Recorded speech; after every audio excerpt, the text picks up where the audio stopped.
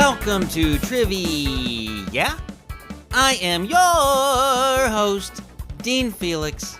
This is the podcast where you can learn something new, feel good about the things you already know, and finally figure out if we are just living in a simulation. We are. But what of you, huh? First things first, the answer to last week's bonus question is horse. What was that question? Well, to find out, all you gotta do is go back and listen to the previous episode. Bonus questions are near the back. Please go back, listen to the whole thing if you don't mind. Numbers were way down last episode, and I stayed up all night making it while I was sick. I'm guessing New Year's is not prime podcast time, I guess.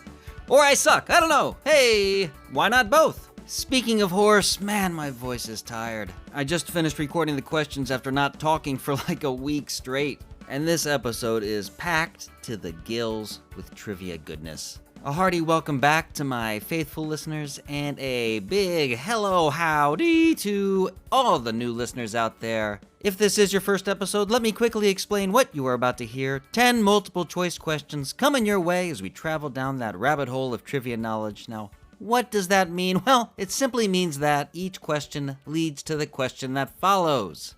I don't know why I sound angry. I'm not angry. I'm not. I just ran out of breath because I haven't been breathing well lately. I was sick. None of these questions were pulled from any old trivia board games, nor were they written by AI. Oh no, they were written and researched by yours truly. Here with a quick reminder that if you like the show, to please like the show, or follow, subscribe, rate 5 stars, leave a positive comment, share on your socials, turn on your VPN and re-listen to the episode with a different IP address. Do all of those wonderful things that help this show continue to grow. And in return, I will keep making these episodes, huh? What a deal. Okay, enough jibber jabber. It is now time to play a little TRIVI-yeah. Yep. Right after this.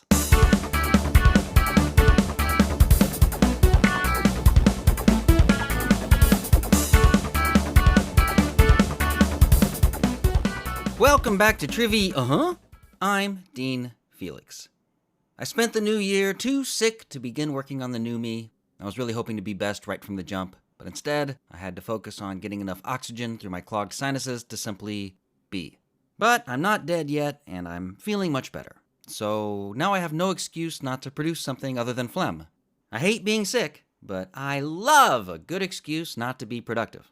So when an illness does finally take me down permanently, at least it can be said that I died doing what I loved. So 2026 is here, and I have to say it really did its best to knock me down before I could even get going. And I'm not even just talking about being sick. Oh no.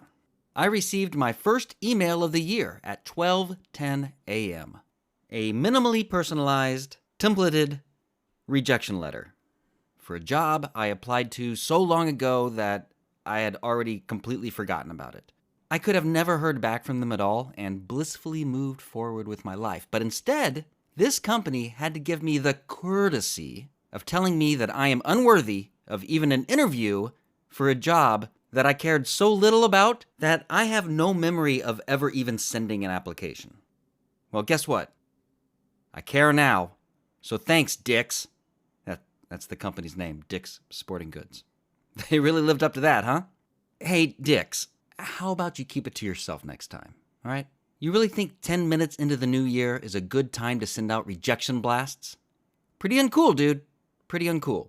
We're all out here minding our own business, trying to generate positive outlooks on the new year, and meanwhile, you're busy filling inboxes with hate mail, while laughing maniacally, I assume. Just dastardly sending out rejection emails that we can't even reply to, you cowards. Which should be illegal, by the way. If we aren't allowed to tell companies what a huge mistake they made by rejecting us, well, then we'll just channel that catharsis into something else, like podcast monologues, or something equally as unhealthy. 10 minutes into 2026. 10! Couldn't wait, huh? Had to get these out while we're still checking the notifications on our phones. That is some villain stuff right there. Downright nefarious. Well, you know what, Dicks? You have forced my hand. I won't be buying a kayak from you all year. How's that feel, huh? Not very good, does it? Well, guess what?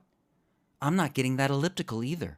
Or the 72-inch adjustable in-ground basketball hoop. Or the pellet grill with Wi-Fi controlled temperature and flavor enhancing smoke. No hand warmers, no snorkels, no fishing rods, no football cleats, granola bars, and absolutely no athleisure wear. I don't care how comfortable and breathable and stylish it looks. Oh, really? Only $24 for a pullover? No, you're not getting any money out of me this year. And all that targeted advertising that I'm now getting from going on your website to look all that stuff up, that's just money from your marketing budget wasted, buddy. Wasted! The ads suck, by the way. Maybe you should consider hiring better writers. I know, Dix. I know. Now you're thinking, please, Dean, no, we're so sorry. We made a mistake, please. Take this job from us that you forgot existed. Won't you take this job? We're sorry. Look, all of this is just a joke. No one from Dix will probably ever hear this, or even if they did, care. But let's imagine they did. Let's imagine they saw the error of their ways, decided to be best, and offered me that job after all. Let's pretend they did. You know what I would say to them? When can I start? It's time for question one. Time for question one. It's time for question one. Time. In the British science fiction TV series Doctor Who, the main character is the Doctor, a time-traveling alien called a Time Lord who moves through space and time via the TARDIS. The TARDIS is a spacecraft that looks like an old British police box, though it is bigger on the inside. He, and for 3 seasons, she, is usually accompanied by a human companion, and together they go all over the place, though mostly just Great Britain. If you happen to be J.K. Rowling or just anyone else confused about how he could be a she, let me explain. Instead of dying, the Doctor can regenerate. Each time he does, he becomes a completely new person who doesn't just look different, but has a new personality as well. This little trick is one of the reasons why the show has lasted since 1963, with one long hiatus in between. The 10th Doctor was the main protagonist for 3 seasons, from the end of 2005 through 2009, and the actor who portrayed him was also the 14th Doctor for 3 special episodes. The 10th Doctor is probably the role that the actor who played him is most famous for, though he did do some great work as the villainous Kilgrave in the first season of Marvel's Jessica Jones, if you caught that. So what actor portrayed the 10th incarnation of the Doctor on Doctor Who? Is it A, David Tennant, B, Christopher Eccleston, C, Russell T. Davies, or D, Matt Smith?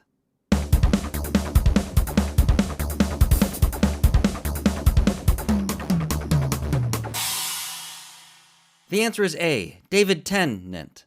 Perhaps you know David Tennant better as the sad guy standing in the rain gif. That gif image is from the final episode of the 10th Doctor's run, when he had to wipe his companion's memory of him in order to save her life. That's why he's so sad in that gif, because she'll never remember him, and he will never remember to bring an umbrella. No need for excitement or hullabaloo. It's just question 2. 10 ants can make up a colony, although an extremely small colony of ants. Unless we're talking about the Thaumatomyrmex genus. Nailed it. Where 10 ants would be an exceptionally high number for the colony. These ants live in the neotropical region, which includes Venezuela, if you're considering a vacation. I'd wait on that, though. These ants have long, pitchfork-shaped mandibles that they use to hold their prey, which is usually these particular millipedes that are covered in barbed hairs that normally would ruin a predator's day. But these ants are able to hold the millipedes still while they basically give them a shave before eating them. You'd think they'd offer them a hot towel first, but no. Also, most species of Thaumatomyrmex ants, nailed it again, they don't have a queen.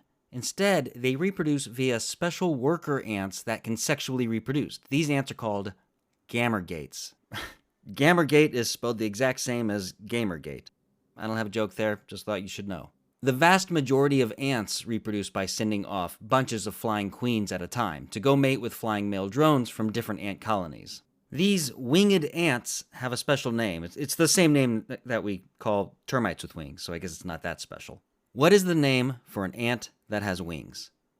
A, aeropod. B, tarsus.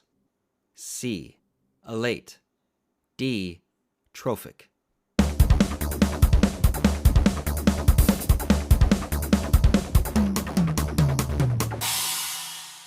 The answer is C. Elate. During an event called the nuptial flight, ooh, so romantic, swarms of elate female and elate male ants fly around mating with each other. Afterwards, the males die, and the females land, shed their wings, becoming de-elate, and dig underground to start new colonies. Unless they get eaten first, which happens over 99% of the time. If we've learned anything about nature on TRIVI-yeah, it's that if you have sex, you're dead. Question 3. A late bloomer is what we call someone whose capabilities don't become evident until later than usual. I like hearing about these stories. I think they're way more inspirational than stories about child prodigies. I don't want to hear about any gifted brats. Oh, so the kid's good at math. Great, that makes me feel really good. It took me over 2 minutes to count out exact change at the gas station the other day. I'd rather hear about how Danny Aiello didn't start acting until his 40s, or how Norman MacLean wrote his only novel, A River Runs Through It, when he was 74. And it's not just the art world that has late bloomers in it. There are plenty of entrepreneurs, too. One such businessman didn't franchise his first, now famous, fast food restaurant until he was around 62 years old. Before that, he ran a motel, and before that, a Shell gas station with a tiny restaurant, where he got into a shootout with a local rival who ended up shooting and killing one of the Shell employees. The business rival was charged with murder and went to prison, thus ending the rivalry. So who was this late bloomin', quick shootin', famous fast foodin' franchiser? Was it A. Ray Kroc, B. Colonel Sanders, C. Herman Cain, D. Dave Thomas?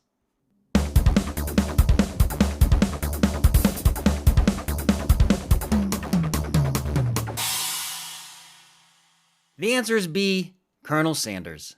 17 years before franchising the first Kentucky Fried Chicken, Harland David Sanders was made a Kentucky Colonel. It's an honorary title bestowed upon citizens for their contributions to the state, good deeds, and noteworthy actions, like defeating your business rival by getting him to shoot your employee. Why are we here? Where are we going? Who is behind all of this? What should I get for lunch? What is this question for? Good old Kentucky, the Bluegrass state. Bluegrass itself is green, but it's called bluegrass because when it matures and produces seed pods, the tiny flowers and seed heads have a bluish haze to them.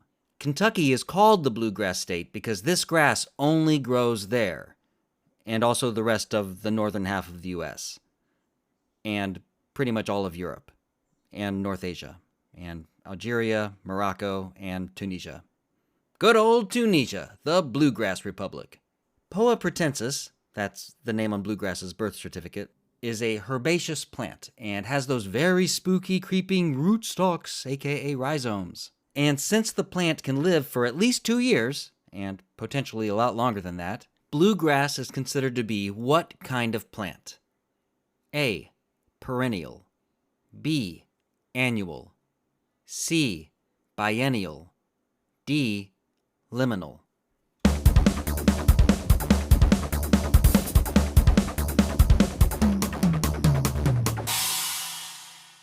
The answer is A. Perennial. A biennial plant takes 2 years to complete its life cycle. Any plant that lives longer than that is a perennial. And artificial grass, like what the Brady Bunch had in their yard, is liminal. Hey, fellas, wait till you hear this. Oh my gosh. Don't say. I can't believe it. What y'all talking about over there? Nothing. We were just Talking about question 5. Well, shoot. Let's stick with liminal because it's just so dang interesting. When something is liminal, that means that it is occupying both sides of a threshold at the same time, or it's in transition. It's something that is, but also is not. It's lost its former meaning, even if that's just temporary. You can tell what it's supposed to be, it just isn't that right now. As you can probably tell from my struggles, liminal is difficult to define. A big part of it is not the things themselves, more the feeling that they give you. Maybe you've heard of liminal spaces? I read a really good example for one of these. Imagine that you're standing in one of your childhood classrooms. Got it? Now, you're probably imagining it during the daytime, how you're used to it, maybe even filled with students. Okay. Now imagine that you're standing in that same classroom, only it's the middle of the night. It's dark. It's empty. It's still the same classroom, but at the same time, it isn't. It feels wrong. Like you shouldn't be there. That is a liminal space. These spaces tend to give people an uneasy feeling. It's the same feeling you can get from looking at a realistic 3D computer animation of a person. It's not that they look bad, it's that they look too good, but also at the same time, not good enough. You don't get this feeling when you watch a classic cartoon like, say, Charlie Brown. But Polar Express, which had much more realistic, yet somehow lifeless characters, well, that gave a lot of people the willies. Polar Express falls into the liminal space between Charlie Brown and a real human. What is the name given for this liminal space where people generally have a negative response to things that are almost, but not quite, human? A. The empathy gap. B. Virtual insanity. C. Interpersonal intelligence. D. The uncanny valley.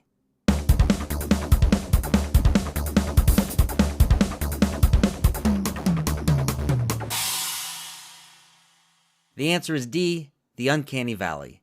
It also includes realistic-looking dolls and animatronics, and some experts believe that looking into the dead eyes of an uncanny robot elicits our own fear of death, along with the fear that maybe we too are mechanical, soulless machines, only pretending at life as we mindlessly schedule rejection emails to be delivered 10 minutes into the new year.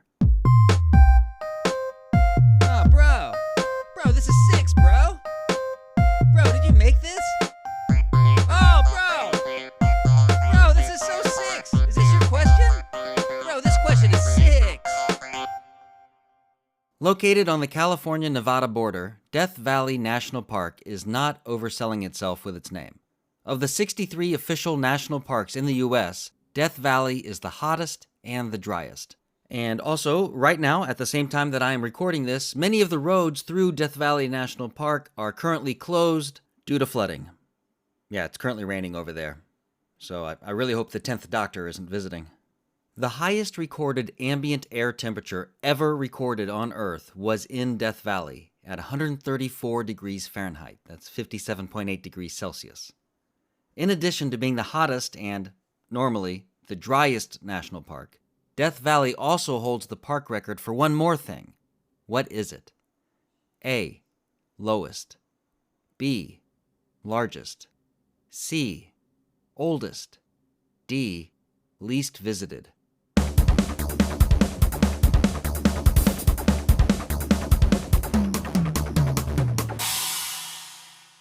The answer is A. The lowest.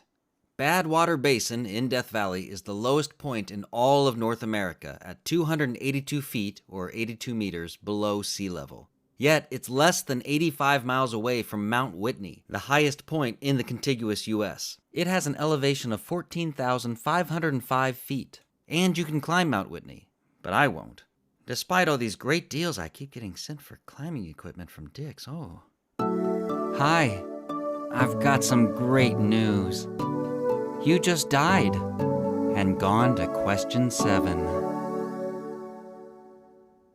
The record for the lowest note ever sung is held by Tim Storms, who hit a G-7. That's a full 8 octaves lower than the lowest G on a piano. That note is so low, you probably can't even hear it. You can only feel it. It's like a liminal note. No, it isn't. The record for the highest note belongs to Georgia Brown for her G10. Humans definitely cannot hear that one. Thankfully. As for high singers that you can hear, and want to, one of the most famous was Minnie Riperton, who had a 5-octave range and hit a ridiculous F7 in her hit song Lovin' You from 1974. That's the one that goes, "Lovin' you is easy 'cause you're beautiful. Dootin' dootin' doo-doo. Really, really high note." Sadly, Minnie passed away from cancer in 1979, but she had a son and a daughter before she died. Before she died, what? As opposed to after? What's wrong with me? Anyway, both of her kids went on to have careers in entertainment. Her daughter arguably has grown to become more famous than Minnie ever did. Who is the daughter of Minnie Riperton? A. Mariah Carey. B. Maya Rudolph. C. Brandy Norwood. D. Gabrielle Union.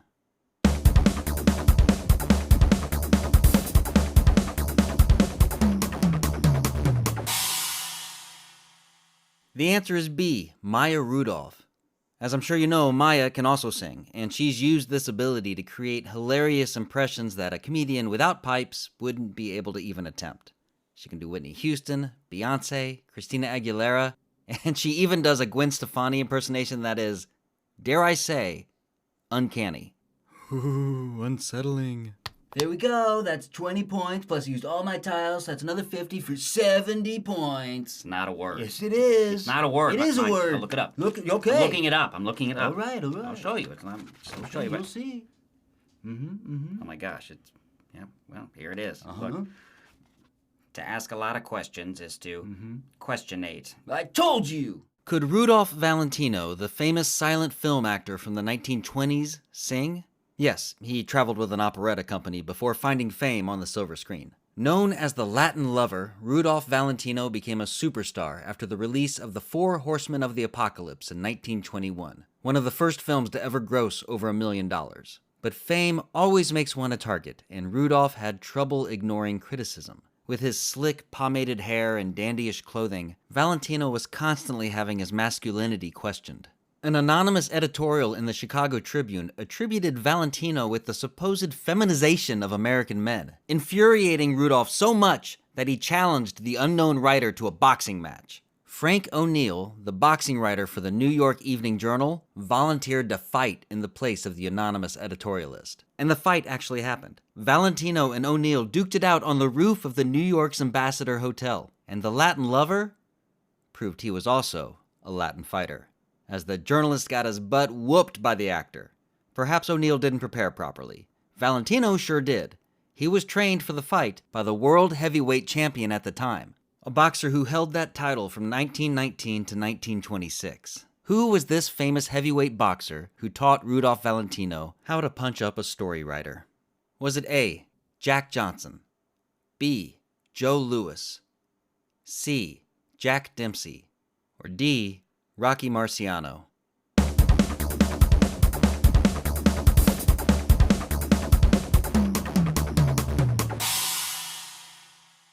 The answer is C. Jack Dempsey. Jack Dempsey said that Rudolph Valentino was, quote, the most virile and masculine of men, which is not a weird thing at all to say. Unfortunately, not long after the boxing match, Valentino died of sepsis after complications following an emergency surgery for appendicitis. He was only 31. You never know when your time is up, so I guess the lesson is to punch your critics while you can.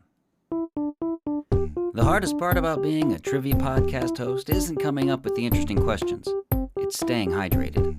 So when I get thirsty, I always reach for a cool, refreshing glass of Question 9. Jack is a nickname for John, but Jack Dempsey's real name was William. He went by Jack because that was the name his boxing older brother used in the ring.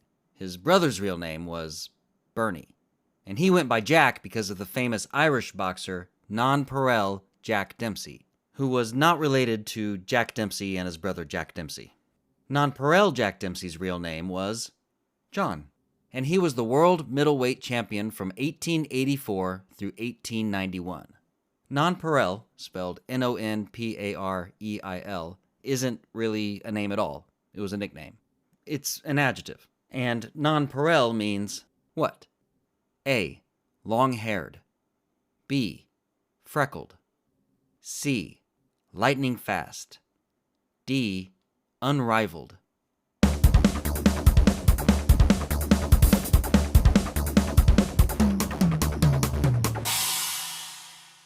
The answer is D. Unrivaled. In the U.S., nonpareils are also those flat chocolates with white or colorful sprinkles on them. In other parts of the world, they're called hundreds and thousands. That name is in reference to how many sprinkles they have, not a recommended serving. You must retrieve the relic, for without it we are all doomed. It can be found in the Forbidden Temple in the ancient city of Shunten.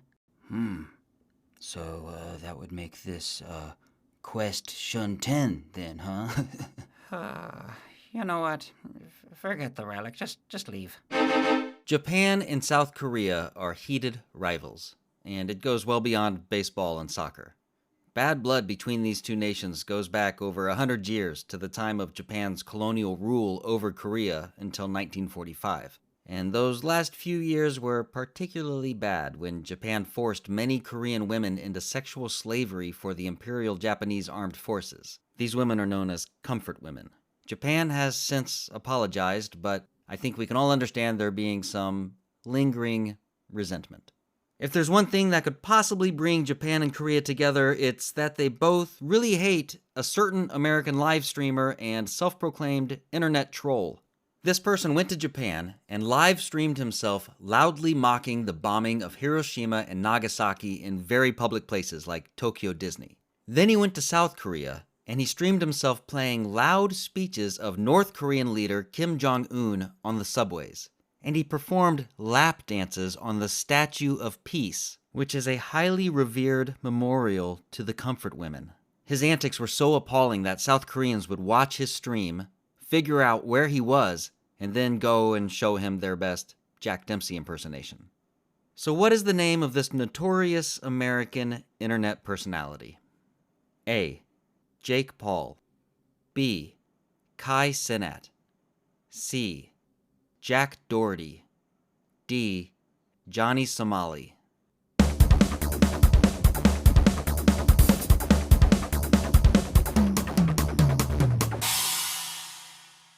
The answer is D. Johnny Somali. You don't hear much from Johnny these days, or anything at all, because he's still in South Korea. In prison. What a shame. He pled guilty to charges of interfering with businesses and is still awaiting trial on more serious sexual violence crimes. Hey, you can't go around insulting people and not expect them to respond. You can, however, email them ill-timed rejection letters from addresses that don't allow a response. Okay, that's the last one. I'm done. No more standing in the rain, feeling bad about an application that I have no memory of. Hey, if you're like me and you also feel like you're starting the year at kind of a low point, that just means there's only one direction we can go. It's time for us to grow some wings and fly up to mini Ripperton heights. It's always late blooming season for us. We are perennials. And there's a rewarding fast food chicken franchise out there waiting for each and every one of us on the other side of that valley. It may even be closer than you think. Especially if you find yourself feeling uneasy about things. Because that's a sign that you're in a liminal space. Which means you're already standing on the threshold. Bonus, bonus, bonus, bonus, bonus, bonus, bonus, bonus, bonus, bonus question time. I thought of another role that you might know David Tennant from. He was in one of the Harry Potter movies. He played Barty Crouch Jr.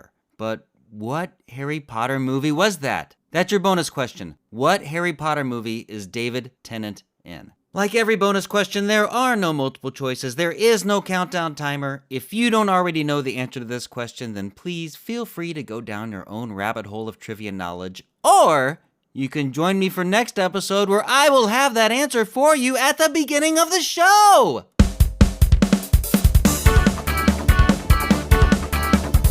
Thank you for listening to another episode. How'd you do? Did you get them all right?